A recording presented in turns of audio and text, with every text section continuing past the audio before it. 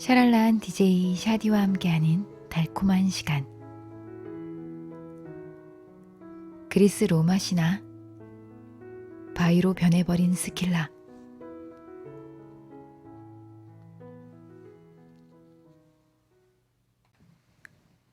글라우코스는 어부였다. 어느 날 해변에서 그물을 끌어올렸더니 여러 종류의 고기가 걸려 있었다. 그는 그물을 털고 풀 위에 앉아서 고기를 가리기 시작했다.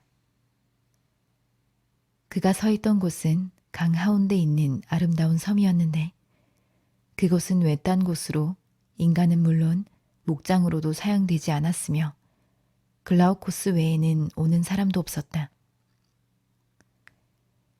그런데 갑자기 풀 위에 놓아둔 고기들이 살아나서 마치 물속에서 노니는 것처럼 지느러미를 움직이기 시작하였다. 그가 놀라서 바라보고 있는 동안에 고기들은 물속으로 달아나 버렸다. 그는 이것이 어떤 신의 소행인지 아니면 풀 속에 있는 어떤 신비로운 힘의 탓인지 알 수가 없었다. 풀이 이런 힘을 가지고 있을까? 그는 이렇게 말하며 풀을 조금 뜯어 씹어 보았다. 그런데 그 풀의 즙이 입에 닿자마자 그는 불현듯 물을 가까이 하고 싶어졌다. 견딜 수가 없게 된 그는 육지를 떠나 물속으로 뛰어들었다. 그러자 강의 신들이 그를 따뜻이 맞아주었고 동료로서 대접해 주었다. 그들은 바다의 지배자인 오케아노스와 테티스의 동의를 얻어 글라우코스가 가지고 있던 인간적인 성질을 다 씻어버렸다. 그러자 그가 이제까지 지니고 있던 감각은 물론 의식까지도 모두 사라져버렸다.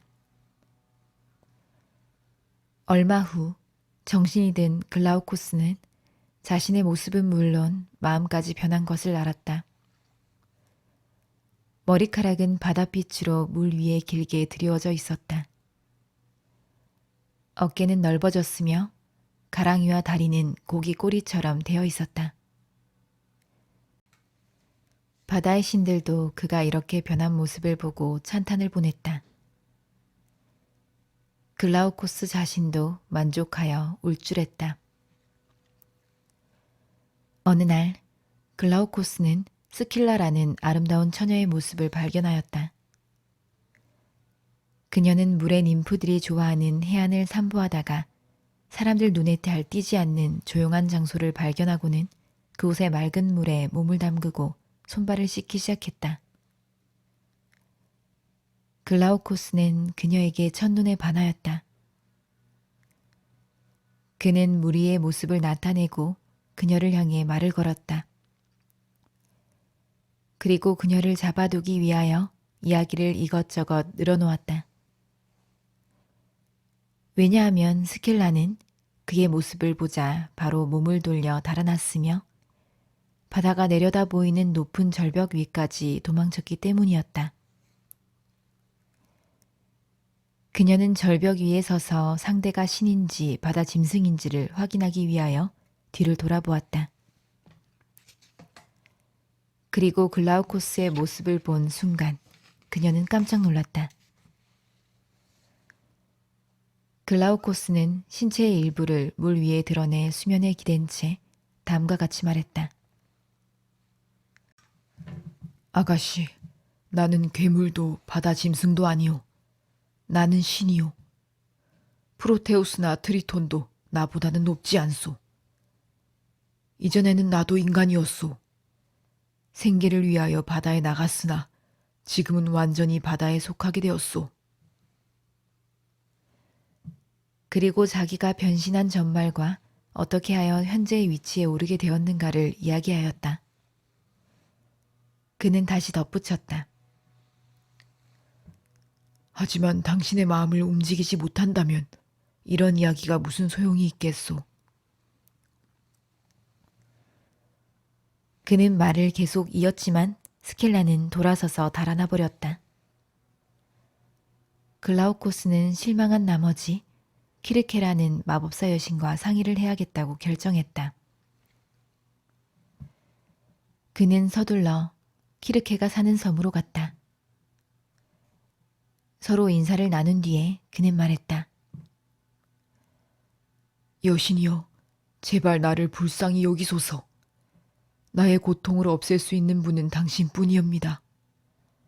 나의 모습이 변한 것은 약초 때문이기에 나는 누구보다도 그 효력을 잘 알고 있습니다.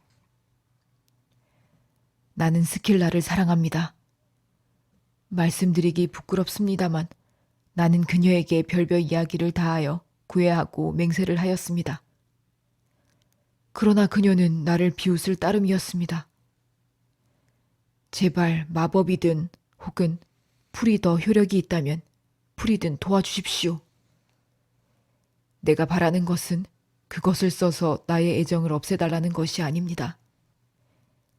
내가 사랑하는 만큼 그녀도 나를 사랑할 수 있도록 그녀의 마음에 사랑을 심어달라는 것입니다. 이에 키르케는 대답했다. 그녀는 바닷빛 신의 매력에 냉담하지 않았기 때문이다. 당신을 따르는 애인을 구하는 것이 좋을 것이요. 당신은 구애를 받을 가치가 있어요. 당신 스스로 헛되이 구애를 할 필요는 없지 않습니까? 당신 자신의 가치를 아십시오. 나는 여신이고 식물과 주문의 효력에도 통달하고 있습니다. 그러나 이런 나조차도 당신의 구애를 받으면 거절하지 못할 것 같습니다. 그녀가 당신을 비웃는다면 당신도 그녀를 비웃고 당신의 사랑을 기꺼이 받아들이는 이를 사랑하십시오. 그렇게 하면 스킬라나 그 사람에 대해서 온당한 보답이 될 것입니다. 이 말에 글라우코스는 이렇게 대답했다. 바닷속에 나무가 자라고 산꼭대기에 물이 찰 때가 올지라도 스킬라를 사랑하는 나의 마음은 변함이 없을 것이오. 여신 키르케는 붕괴하였으나 글라우코스는 벌할 수 없었고 또 벌하기를 원치도 않았다. 그러기에는 여신도 그를 너무 좋아하였기 때문이다. 여신은 자신의 모든 분노를 연적인 가엾은 스킬라에게 돌렸다. 여신은 독이 있는 약초를 여러 종류 뜯어 주문을 외면서 섞었다. 그리고는 자기 마술에 희생되어 뛰노는 많은 짐승들 사이를 지나서 스킬라가 살고 있는 스켈리아 해변으로 갔다. 그 해안에는 스킬라가 더운 날이면 바닷바람을 쐬거나 목욕을 하기 위해서 자주 들르는 조그만 만이 있었다. 여신은 이 바닷물에 유독한 혼합물을 풀고 강력한 마력을 가진 주문을 외웠다. 스킬라는 여느 때와 같이 이곳에서 물속에 몸을 담그고 있었다. 이때 그녀는 한때의 뱀과 소리 높이 지저대는 괴물을 보았다. 순간 그녀는 엄청난 공포를 느꼈다. 처음에 스킬라는 그들이 자기 자신의 일부인 줄은 꿈에도 생각지 못하고 그들로부터 달아나려고 했지만 여전히 그들도 함께 붙어왔다. 그녀는 자기의 손을 대어 보았다. 그녀가 자기 다리를 만져보니 손에 닿는 것은 다리가 아니라 괴물들의 크게 벌린 입이었다. 스킬라는 뿌리 박힌 듯 그곳에서 꼼짝하지 않고 남아있게 되었다. 성질도 외모와 다름이 없이 추악하게 되어 불행한 백사공들을 닥치는 대로 잡아먹는 것을 즐겼다. 이와 같이 하여 스킬라는 6명의 오디세우스의 동료들을 멸망시켰고 아이네아스의 배를 난파시키려고 했다. 그 후 스킬라는 하나의 바위로 변했는데 지금도 역시 배를 난파시키는 암초로서 선원들의 공포의 대상이 되고 있다.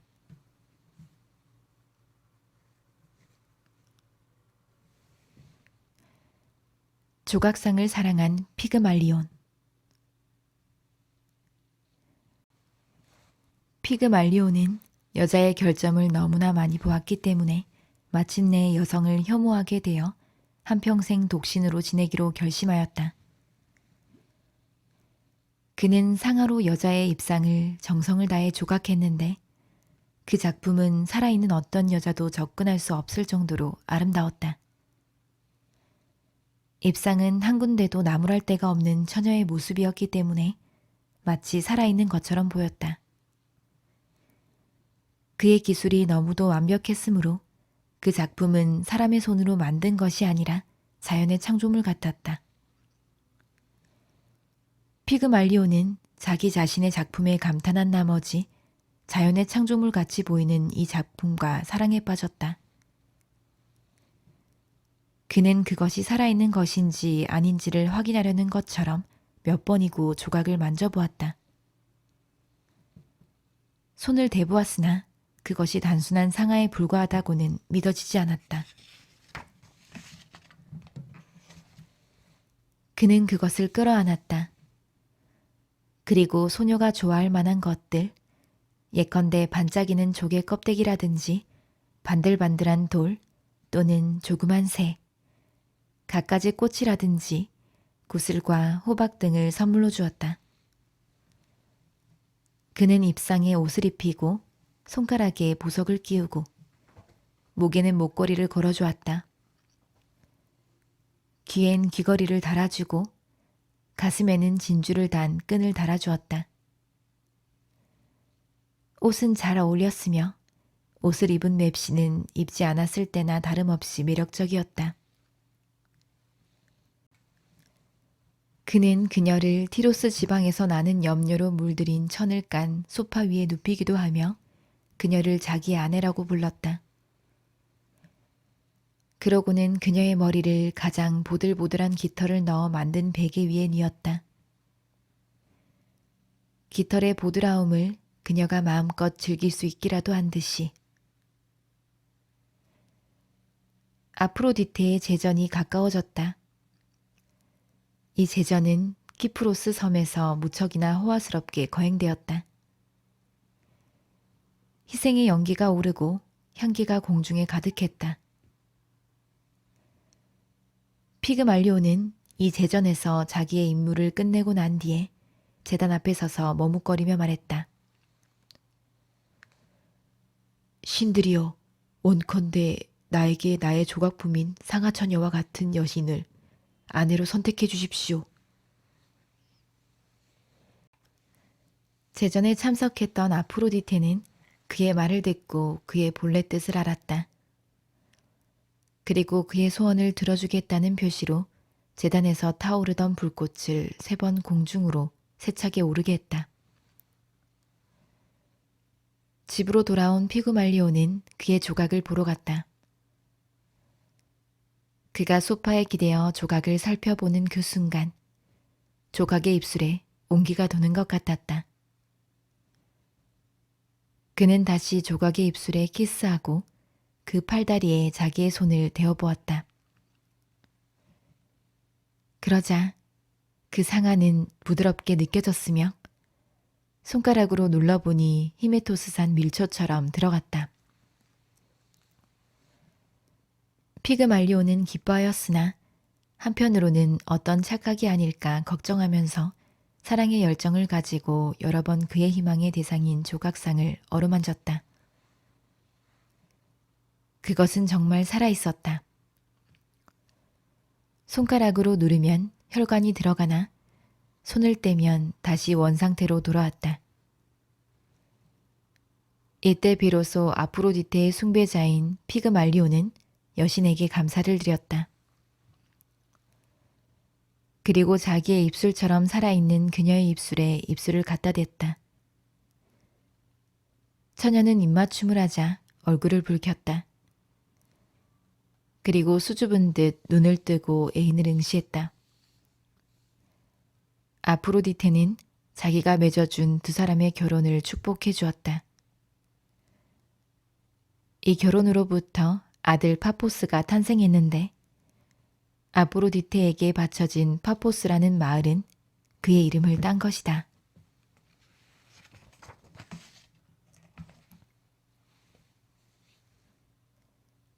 나무가 된 드리오페. 드리오페와 이올레는 자매 사이였다. 드리오페는 안드라이몬의 아내였다. 그녀는 첫 아이를 낳고 남편의 사랑을 받으며 행복하게 살고 있었다. 어느 날 자매는 시냇가 뚝을 거닐고 있었다. 이 뚝은 물 가까이까지 경사가 완만했는데 뚝 위에는 도금량이 우거져 있었다. 그들은 ним프들의 제단에 올린 화관을 만들기 위해서 꽃을 따러 나온 길이었다. 드리오페는 귀중한 아들을 가슴에 안고 걸어가며 젖을 먹이고 있었다. 물가에는 진홍색 연꽃이 만발해 있었다. 드리오페는 그 꽃을 몇 개 꺾어 아기에게 주었다. 이올레도 꽃을 따려고 손을 뻗자 언니가 연꽃을 딴 곳에서 피가 흐르고 있는 것을 보았다. 사실 이 연꽃은 보기 싫은 추적자를 피해 달아나다가 변신한 ним프 로티스였던 것이다. 그들은 이 사실을 나중에 마을 사람들을 통해 알게 되었다. 그러나 이미 때는 늦었으니 드리오페는 자기가 무슨 짓을 했는지를 깨닫자 공포를 느끼고 그곳에서 속히 달아나려고 했다. 그러나 발에 뿔이라도 난 듯 땅에 붙어서 꼼짝할 수 없었다. 발을 빼려고 애를 썼으나 위쪽만 움직일 뿐 드리오페의 몸은 점점 나무로 변해갔다. 괴로운 나머지 머리를 쥐어 뜯으려고 했으나 이미 손 안에는 잎이 가득 들어 있었다. 아기는 어머니의 가슴이 굳어지며 젖이 나오지 않는 것을 느꼈다. 이올레는 언니의 슬픈 운명을 바라볼 뿐 어떻게 해야 좋을지 몰랐다. 이올레는 언니의 몸이 식물로 바뀌는 것을 막으려는 듯 줄기를 껴안았다. 이를 막지 못할 바에는 자기도 함께 나무 껍질에 쌓이기를 바랬던 것이다. 이때 드리오페의 남편인 안드라이몬이 장인과 함께 달려왔다. 드리오페가 어디 있냐는 질문에 이올레는 새로 생긴 나무를 가리켰다. 그들은 아직 온기가 남아있는 나무의 줄기를 포옹하면서 그 잎에다 수없이 키스를 퍼부었다. 드리오페의 몸은 완전히 변하여 오직 얼굴만이 남아있었다. 눈물이 흘러 입 위에 떨어졌다. 그때까지는 아직 말을 할 수 있었던 드리오페는 다음과 같이 말했다. 저는 죄가 없어요. 이런 운명을 받아야 할 이유가 없어요. 누구에게도 해를 끼친 일이 없어요. 제 말이 거짓이라면 제 잎이 말라버리고 줄기가 잘려서 불 속에 들어가도 좋아요. 이 아기를 데리고 가서 유모에게 맡기세요. 아기를 종종 데리고 와서 제 가지 밑에서 젖을 먹이고 제 그늘 속에서 놀게 해주세요. 그리고 아기가 자라서 말을 할 수 있게 되거든 저를 어머니라고 부르도록 가르쳐 주세요.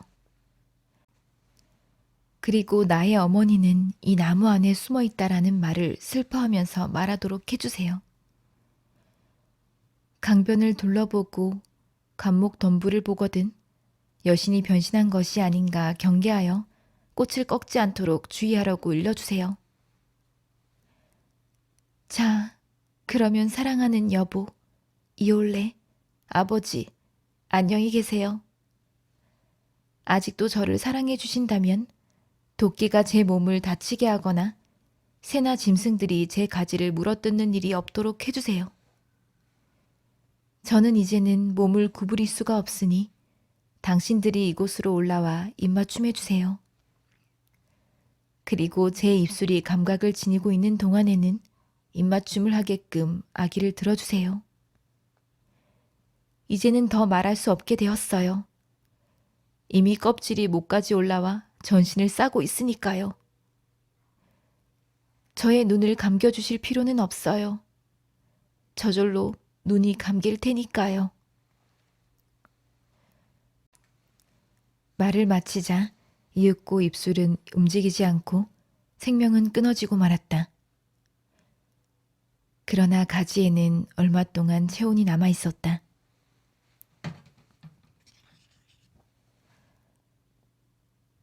아프로디테가 사랑한 아도니스. 어느 날 아프로디테는 아들 에로스와 놀다가 아들이 가지고 있던 화살에 상처를 입었다. 순간 그녀는 재빨리 아들을 밀어냈으나 상처는 생각보다 깊었다. 상처를 입은 아프로디테는 아도니스를 보자 한눈에 매혹되었다. 그녀는 이제까지 잘 다니던 파포스 마을도 크디노스 섬도 게다가 광물이 풍부한 아마토스에도 이러한 흥미를 느끼지 않게 되었다. 그녀는 천상에 오를 수도 없게 되었다. 천상보다도 아도니스가 중요하기 때문이었다. 그녀는 아도니스의 뒤를 따라다녔다. 전에는 자기의 용모를 치장하는 데에만 관심을 가지고 그늘 밑에서 휴식을 즐기던 아프로디테였으나 이제는 수렵의 여신인 아르테미스와 같은 옷차림을 하고 숲속을 뛰어다니거나 산을 넘으며 이리저리 돌아다녔다. 그리고 자기의 개를 불러 토끼나 사슴이나 기타 위험성이 없는 동물만을 사냥하고 사냥꾼에게 덤벼드는 늑대나 곰은 피했다. 아프로디테는 아도니스에게도 자신처럼 사나운 동물들을 경계하도록 일렀다. 아프로디테는 아도니스에게 이러한 주의를 주고선 이윽고 백조가 이끈 이륜차를 타고 하늘을 날아갔다. 그러나 아도니스가 그 충고를 지키기에는 너무도 혈기왕성했다.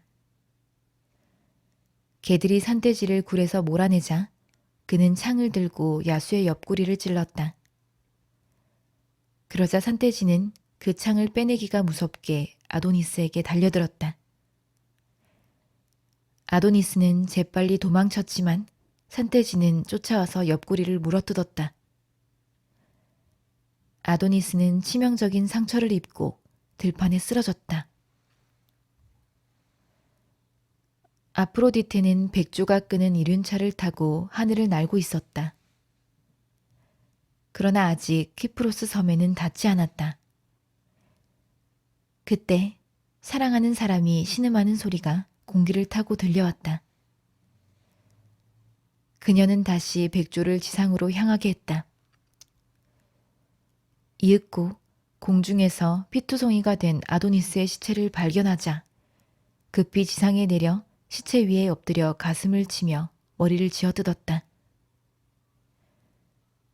그녀는 운명의 여신을 원망하며 이렇게 말했다.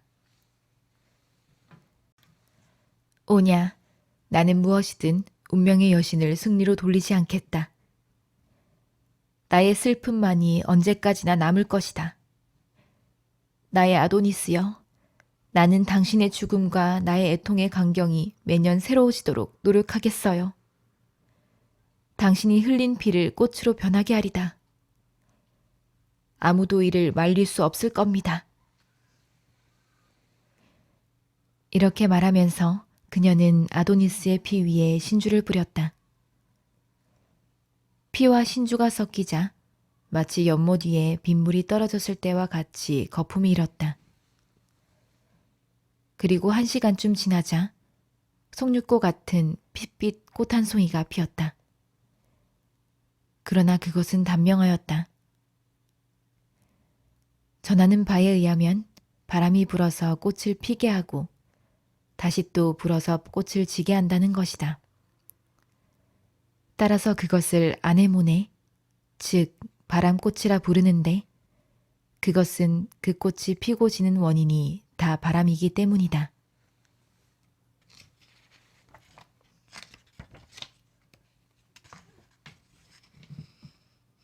아폴론의 사랑을 받은 소년 히아킨토스.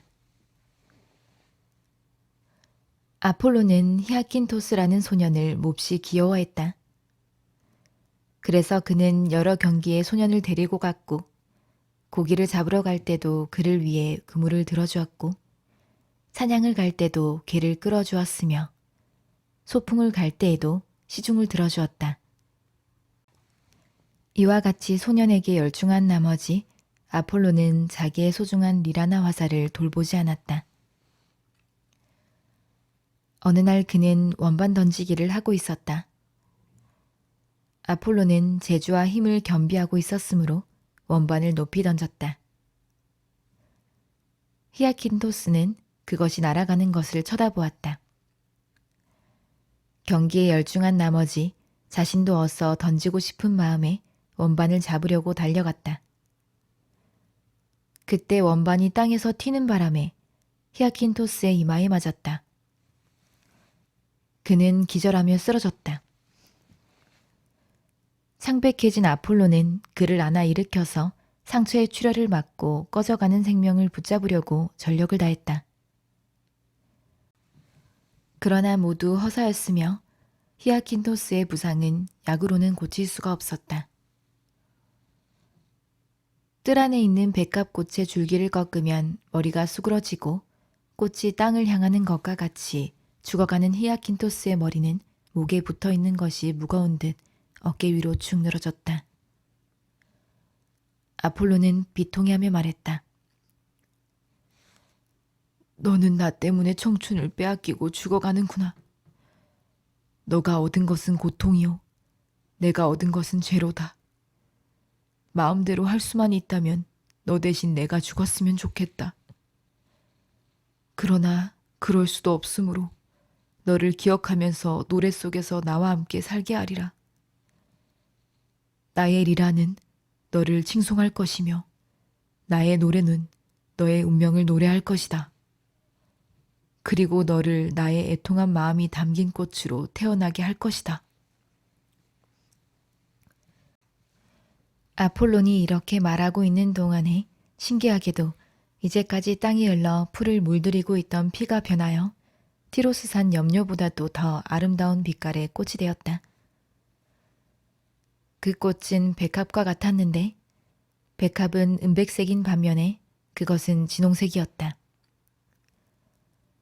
이것만으로 부족하여 더 큰 명예를 수여하기 위해 아폴로는 그 꽃잎 위에 라는 글자의 모양을 새겨 그의 슬픔을 표시했는데 지금도 우리는 그 모양을 볼 수 있다. 이 꽃은 히아킨토스, 히아신스라고 부르게 되었고 매년 봄이 되면 피어나 히아킨토스의 운명의 기억을 새롭게 하고 있다.